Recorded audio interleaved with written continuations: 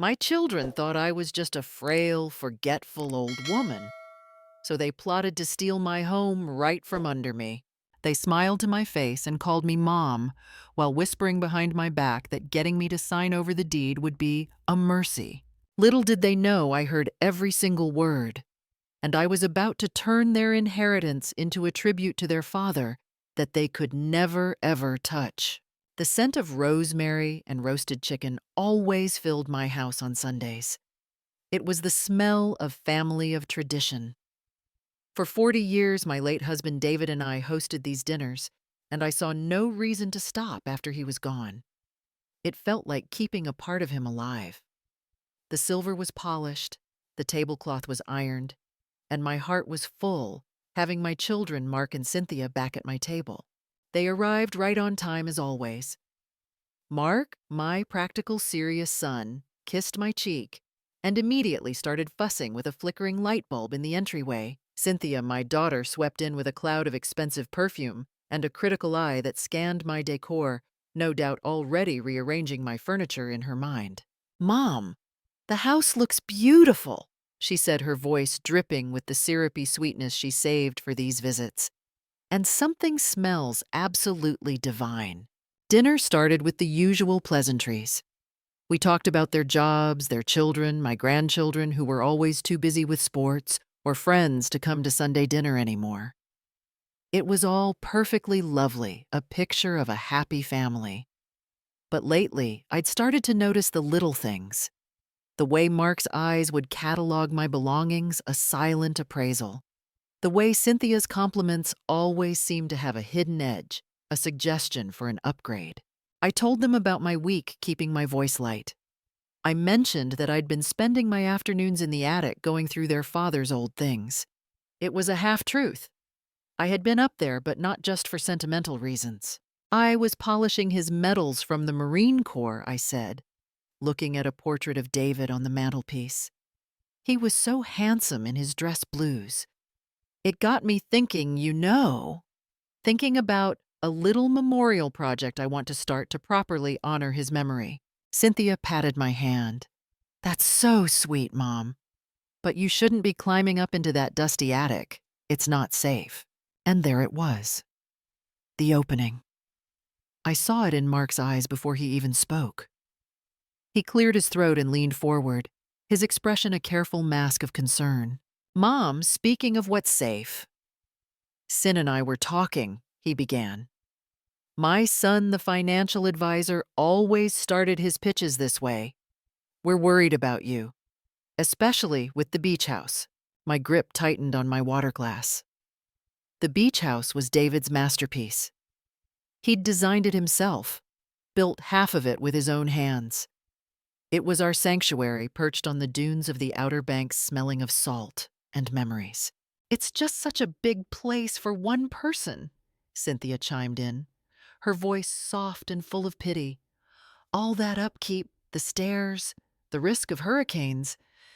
We just hate the thought of you being out there all alone, having to manage it all." "We've been thinking," Mark continued, moving in for the kill, "that maybe it's time to simplify. For your sake. Let us take that burden off your shoulders. We can handle everything." I looked from my son's earnest, concerned face to my daughter's worried, gentle smile. It was a beautiful performance. They sounded so reasonable, so loving. They made it sound like they were doing me a favor, rescuing me from a life of overwhelming responsibility. I felt a chill that had nothing to do with the air conditioning. I let my shoulders slump. I looked down at my hands, letting a tremor run through them. "Oh, I don't know," I murmured, making my voice sound thin and reedy. Your father loved that house so much. It holds so many memories." I let a single perfect tear well up in my eye and fall onto my cheek. I saw them exchange a quick, triumphant glance. They thought they had me. "Of course, Mom. Just think about it," Cynthia said, her voice soothing. "We just want what's best for you." The rest of the dinner passed in a blur of them being extra attentive, refilling my glass, telling me not to worry about the dishes. When it was time for them to leave, they hugged me tightly at the door. As they walked toward their cars, I felt a sudden, genuine chill and turned back into the hall to grab the old cashmere shawl David had given me. The hall closet was right by the front door, which I'd left slightly ajar to watch them go. As my hand touched the cool brass of the closet doorknob, I heard their voices no longer sweet and concerned, but sharp and conspiratorial, hushed in the quiet evening air. It was Cynthia who spoke first. "She's getting so forgetful. This is going to be easier than we thought. Getting her to sign the deed over will be a mercy, really." I froze my blood, turning to ice. My hand hovered over the doorknob, unable to move. Then I heard Mark's low reply, a voice full of cold calculation that bore no resemblance to the loving son who had sat at my table. "I know. Just be patient."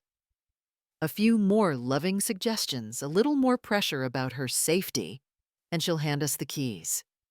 She won't even know what's happening. I stood there in the silent hallway, the scent of rosemary and betrayal thick in the air.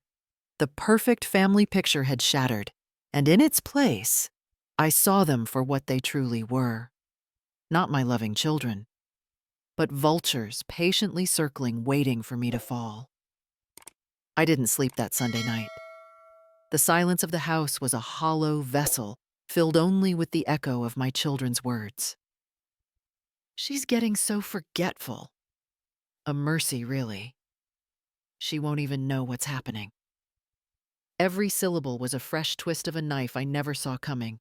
The hurt was a physical thing, a cold, heavy stone in my chest, where a mother's pride used to be.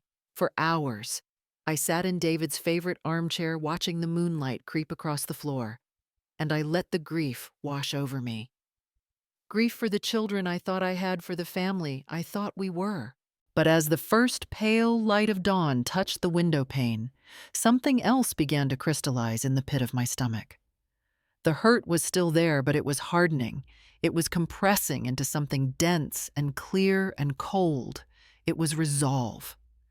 The woman my children saw, the frail, forgetful, easily manipulated widow, had died in that hallway.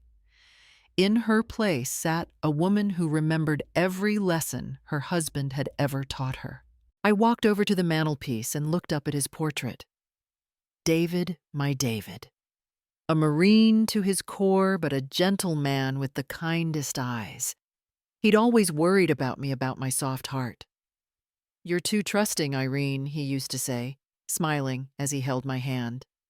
"Kindness is a garden, but if you don't build a stone wall around it, the deer will come and eat every last flower." One rainy afternoon years ago, he'd sat me down at this very dining table, not with a newspaper, but with a stack of legal documents.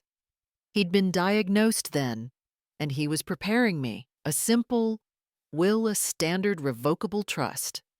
"Those are just wooden fences, honey," he explained, his voice patient and low. "People you trust can still find a way to knock them down if they're determined. But there are other tools. Legal fortresses. Things like irrevocable trusts or a well-structured LLC. They're complicated, they're rigid, but once you build them, nobody gets through without your permission. Nobody."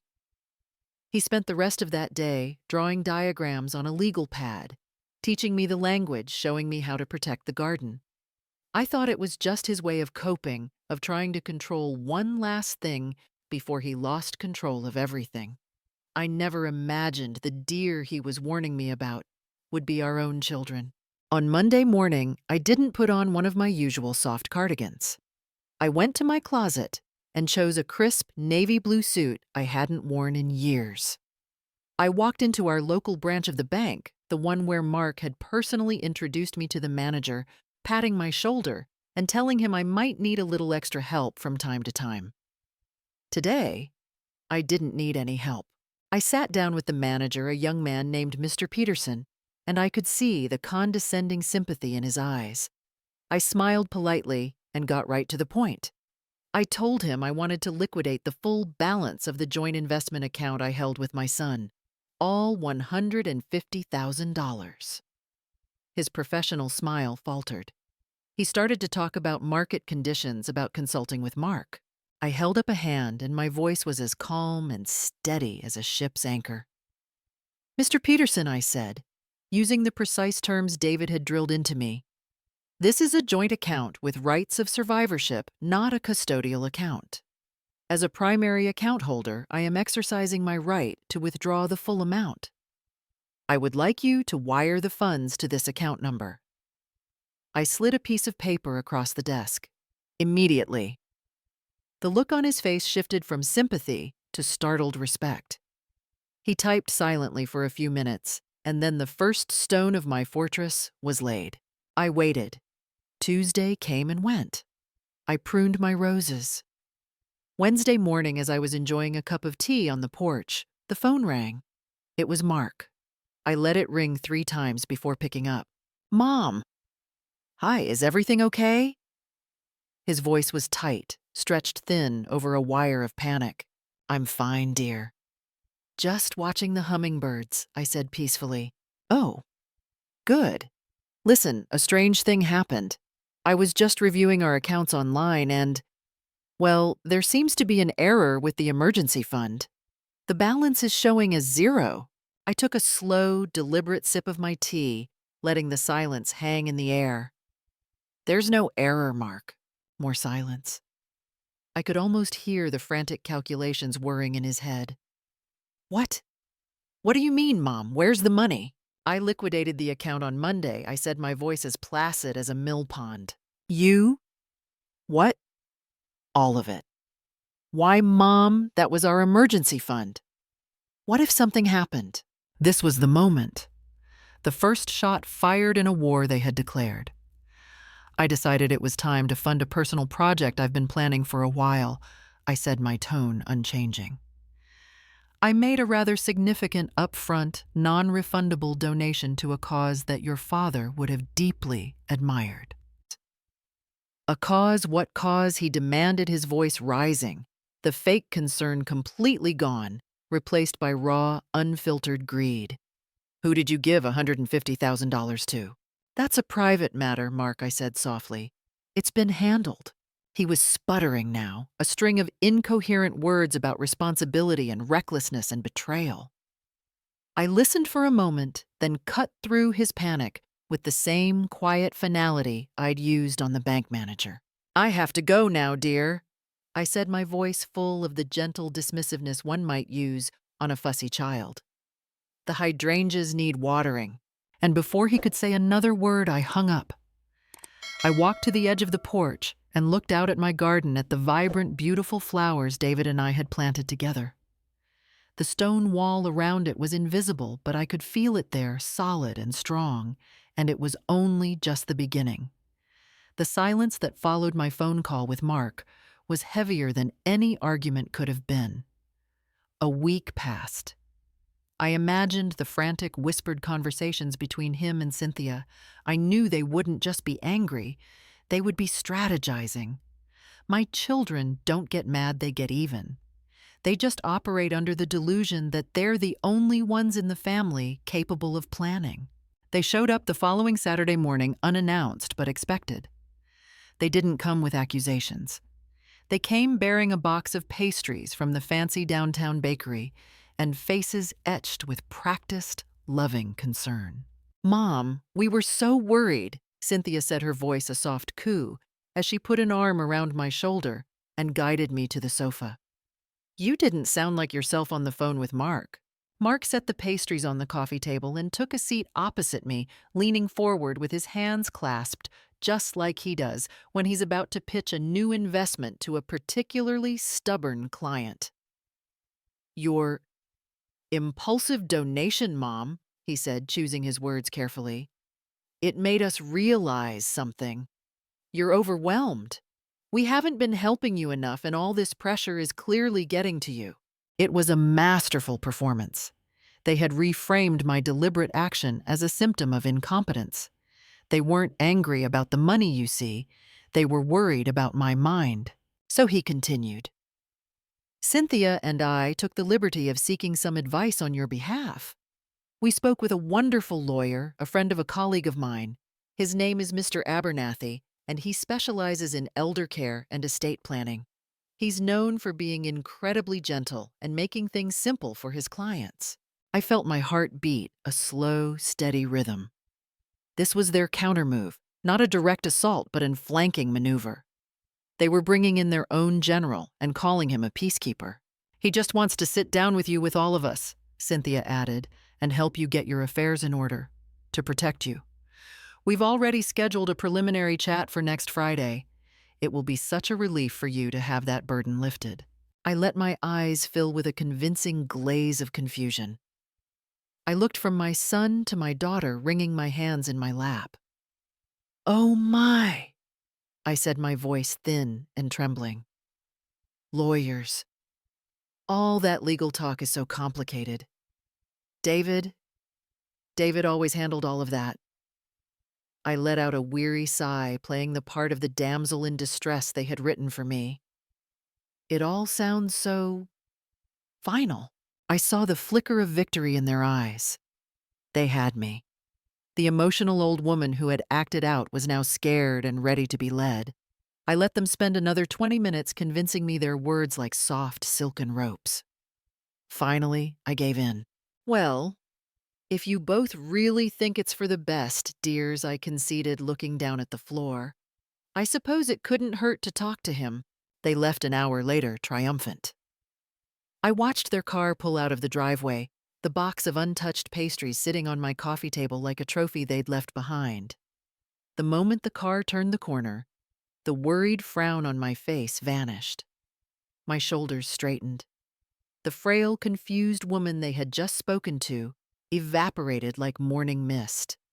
I went into my bedroom, put on my navy blue suit, and picked up the good leather portfolio David had given me for my birthday 2 decades ago. My drive was not to a fancy uptown law firm. It was to a modest 2-story brick building downtown with a simple sign out front, Harrison and Associates. Inside, there were no plush leather chairs or modern art, just sturdy oak furniture and shelves overflowing with law books. Mr. Harrison, a man in his late 60s, with a handshake like a vice, and David's same unflinching gaze greeted me at the door. He was no smooth talker. He was the bulldog David had trusted with everything. And seated in his office was another man who rose as I entered. He was perhaps 50, with the quiet, solid bearing of a man who is completely comfortable with silence. This was Mr. Evans, director of the Seaside Valor Foundation. An ex-Marine colonel just like my David. "Irene, it's good to see you," Mr. Harrison said, his voice a low rumble. "Everything is in place." He spread the documents on his wide desk. The contrast with the vague, gentle chat my children had proposed was staggering. Here were the facts in cold, hard print. He walked me through it one last time. The signed and notarized paperwork for the irrevocable trust established 6 months ago. The official deed showing the beach house had been transferred into the trust's name 3 months ago. And finally, the signed certificate gifting 51% controlling interest of the trust to the Seaside Valor Foundation. Mr. Evans spoke for the first time, his voice filled with a quiet gratitude that felt more real than all my children's effusive praise combined. He spoke of the plans for the house not as a property, but as a sanctuary. He described the wheelchair ramps they planned to install, the therapeutic programs they would run for veterans recovering from the trauma of war. He called it the Sergeant David Miller Memorial Retreat.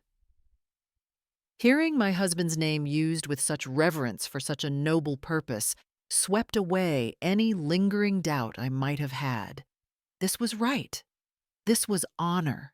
We spent the next hour confirming our strategy for the meeting on Friday.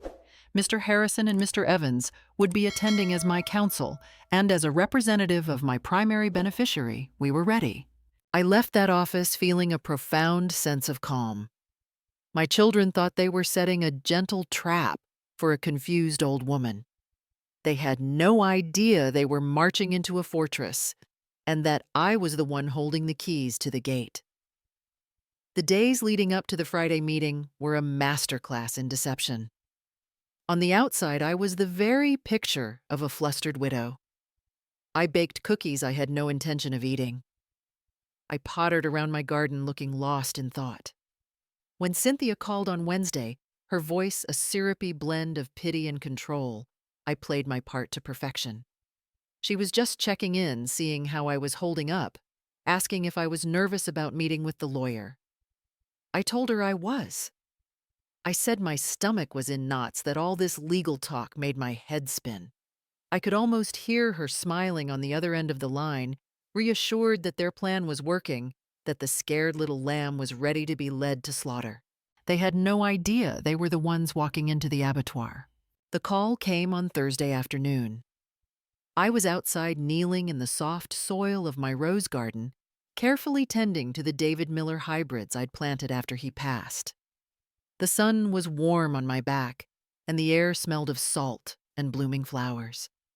It was a perfectly peaceful moment, the kind of moment my children believed my life was made of. When the phone rang inside a shrill interruption to the tranquility, I knew this was it. The second earthquake. I brushed the dirt from my hands, walked inside, and answered on the fourth ring, just to let the tension build. "Hello," I said, my voice calm and pleasant. It was Mark, and he was not calm or pleasant. There were no pleasantries, no "hi, Mom." Just a raw, ragged sound, a voice stripped of all its usual condescending smoothness. "Abernathy just called me." I settled into my armchair. "Oh," I said, as if hearing about a minor inconvenience. "Is there a problem?" I heard him take a shaky breath, like a man who'd just been punched in the gut. "A problem." "A problem, Mom! What have you done?" I didn't speak. I let him unravel, and I listened as the fortress my David had taught me to build revealed itself through the panicked words of my son. He told me Abernathy, their smooth-talking, high-priced lawyer, had decided to do a little preliminary due diligence before our meeting. Just a routine title search on the beach house. A simple clerical check. Mark's voice started to crack as he relayed what Abernathy had found. "It's not in your name, Mom. The house isn't in your name. It hasn't been for 6 months." I pictured Mark probably pacing his mahogany-paneled office, his perfect world tilting on its axis. I pictured Abernathy furious at being made to look like an incompetent amateur. "He said it was transferred."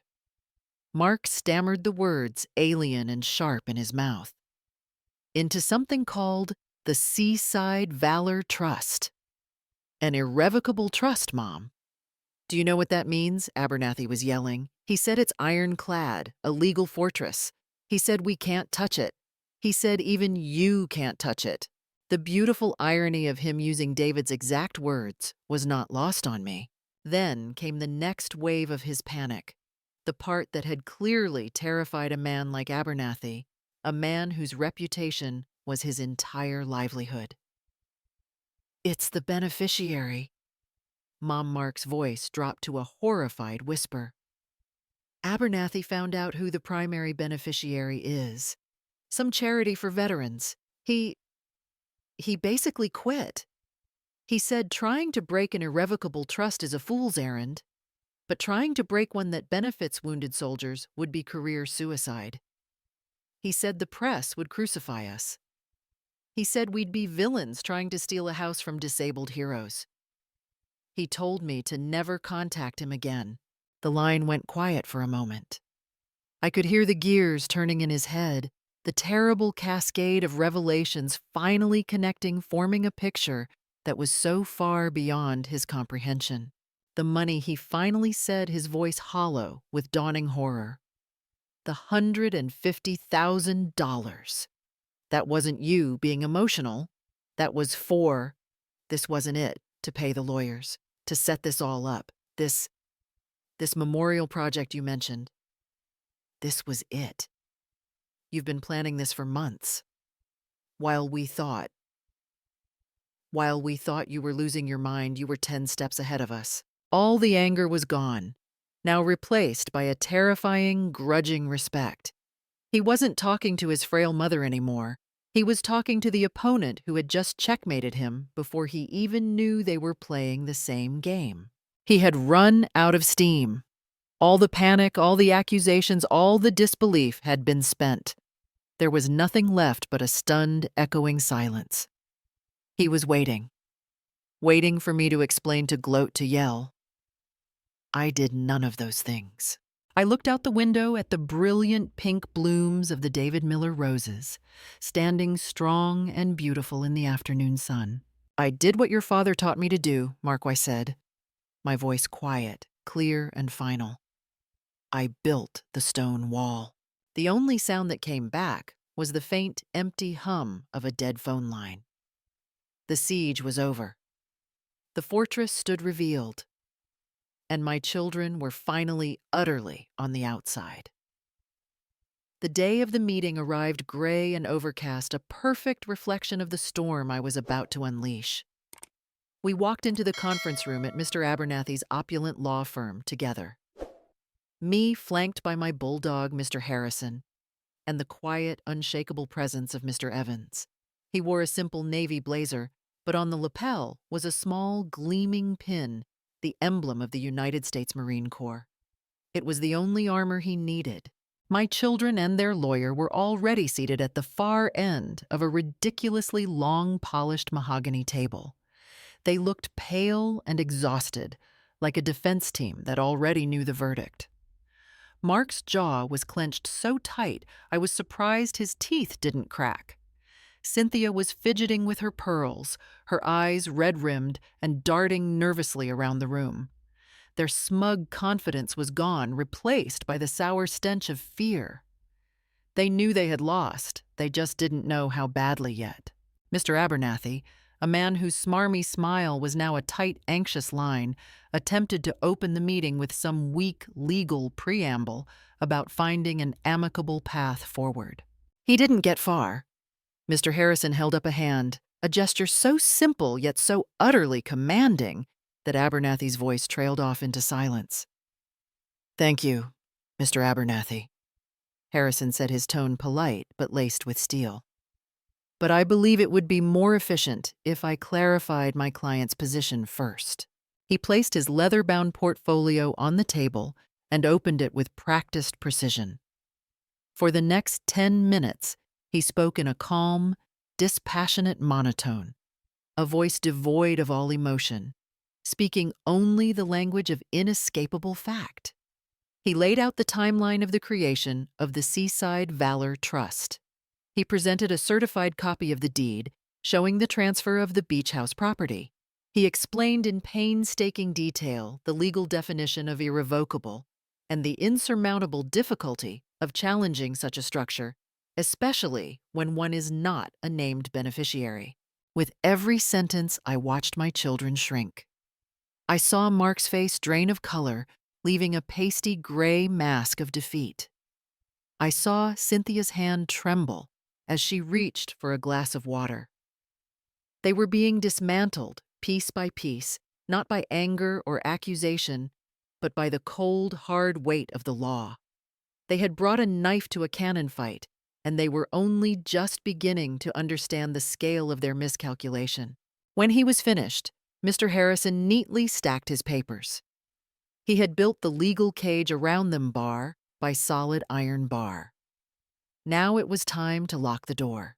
He turned his head slightly, giving a respectful nod to the man sitting beside me. "Mr. Evans," he said, "I believe you have something you wish to share with Mark and Cynthia." The shift in the room's energy was immediate. The cold, sterile atmosphere of the law was replaced by something heavier, something with history and moral gravity. Mr. Evans sat forward. He didn't raise his voice. He didn't need to. His quiet authority filled the entire space. He looked directly at my children, not with anger, but with a profound and piercing disappointment that was far more devastating. He spoke of their father. He spoke of David's service, his sacrifice, the values he held dear. He spoke of what it means to be a Marine, to be part of a brotherhood where loyalty and honor are the only currency that matters. And then he spoke of the house. He didn't call it a property or an asset. He called it a sanctuary. He painted a picture for them, a vivid and heartbreaking one. He described veterans with shattered bodies and wounded souls, men and women who would come to that house to feel the salt spray on their faces and find a moment of peace. He talked about installing wheelchair ramps on the decks their father had built, about turning the master bedroom into a therapy space, about setting up easels on the porch so men who could no longer hold a rifle could learn to hold a paintbrush. He was describing the transformation of their inheritance from a monetary prize into a sacred mission. My children just stared, their faces a mixture of horror and shame. This was the legacy they had tried to monetize to liquidate for their own selfish wants. Finally, Mr. Evans reached into his own portfolio and slid a single large photograph across the polished table. It stopped directly in front of them. It was a beautiful artist's rendering. There was the beach house bathed in the golden light of sunset. There were people on the porch, some in wheelchairs, some leaning on crutches, all of them smiling. A new flagpole stood proudly on the dune, the American flag and the Marine Corps flag flying high. And fixed to the front of the house was a handsome bronze plaque. I watched Mark's eyes trace the engraved letters. I knew what they said. The Sergeant David Miller Memorial Retreat. It was the final blow. I saw my son's entire body slump in his chair as if his bones had suddenly dissolved. All the fight, all the arrogance, all the greed just vanished, leaving an empty, broken shell. Cynthia made a small, choked sound and covered her face with her hands, her shoulders shaking with silent, humiliated sobs. Mr. Evans let them sit in their self-inflicted misery for a long moment. Then he delivered the final sentence, his voice quiet, clear, and utterly damning. "Your father's legacy of service will be honored, no thanks to you." The words hung in the air, absolute and final. The silence that followed was the sound of a war ending, the sound of a reckoning complete. And I, their mother, the frail, forgetful old woman, said nothing at all. I simply sat there, a silent queen in my conquered territory, watching their world burn to the ground. The silence that followed the meeting was the most peaceful I had known in years. The angry pleading and eventually threatening phone calls from Mark and Cynthia lasted for about a week, and then they stopped altogether. It was as if a long, noisy, and painful storm had finally passed, leaving behind a clean, quiet stillness. The air in my house felt lighter. My life, which had been shrinking under the weight of their expectations and greed, began to expand again. A few weeks later, I was driving through town on my way to a board meeting when I saw them. It was purely by chance. They were in the parking lot of that same fancy bakery they'd brought pastries from, standing beside Mark's gleaming silver car. I slowed down, watching from a distance. They weren't a united front anymore. They were two separate angry islands of resentment. Mark was pacing back and forth, slicing the air with his hands. Cynthia stood with her arms crossed, her face a mask of fury, her words clearly sharp and venomous, even from 50 yards away. They were blaming each other. The partnership built on mutual greed had dissolved in mutual failure. It was a sad, pathetic sight, and I felt a brief, fleeting pang of pity for the two strangers who shared my DNA. Then I drove on because I had somewhere important to be. The B story, as they say, had become my main story. My work with the Seaside Valor Foundation was now the central pillar of my life. Mr. Evans had insisted I take a permanent seat on the board, not as a silent benefactor, but as a strategic advisor. He'd seen the mind behind the plan, and like David, he didn't believe in letting a good weapon go unused. I spent my days not just tending my roses, but reviewing financial proposals, meeting with other families who wanted to protect their legacies, and using the lessons David had taught me to build more legal fortresses for those who needed them. I wasn't just Irene the widow. I was Irene, the strategist, the protector. I had found my purpose, my true family, my real work.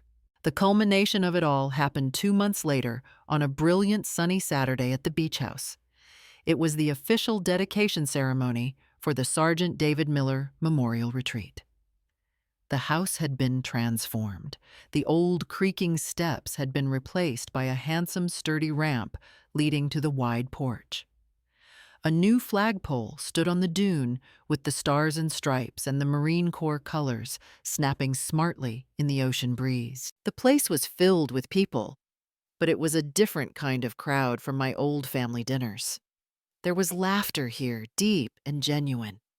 There were stories being told not of stock portfolios, but of service and sacrifice and survival. I saw a young Marine, no older than my own grandson, expertly maneuvering his wheelchair onto the deck while his wife looked on with a smile of pure love. I saw an older Vietnam veteran, a man with haunted eyes, but a gentle touch, showing a little girl how to properly salute the flag. I wasn't a harried hostess worrying about roasts and side dishes. I was the guest of honor. Men with strong handshakes and women with tears of gratitude in their eyes came up to me all day, not to ask for anything, but simply to thank me. They shared stories of their own service, and I shared stories of David's stories my own children had never had the patience to listen to. Mr. Evans stood on the porch and gave a speech, his voice carrying over the sound of the waves. He spoke of honor and of coming home not just to a country, but to a place of peace. Then, with the help of the young Marine in the wheelchair, he unveiled the bronze plaque next to the front door. I read the words, my heart swelling with a pride so fierce it almost hurt. The Sergeant. David Miller Memorial Retreat, in honor of a life of service. They asked me to say a few words. I stood before them, my new family, and kept it simple.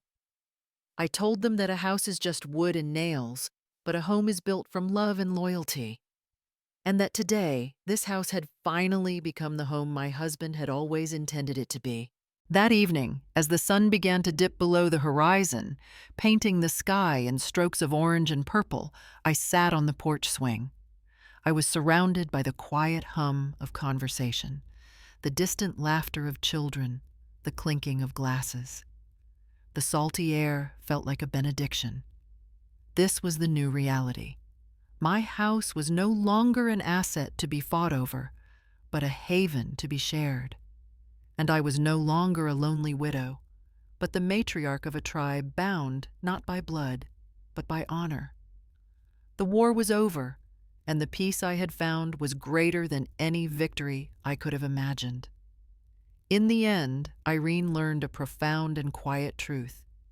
She came to understand that loyalty isn't defined by blood relations, but by a code of shared honor that can run deeper than any family tree. When her own children tried to dismantle her husband's legacy for profit, she found her true partners. They were not in her family photos, but in the hearts of the quiet heroes who understood what that legacy was truly worth. She discovered that a real alliance is built on a foundation of mutual respect and a shared mission, creating a bond far stronger than blood.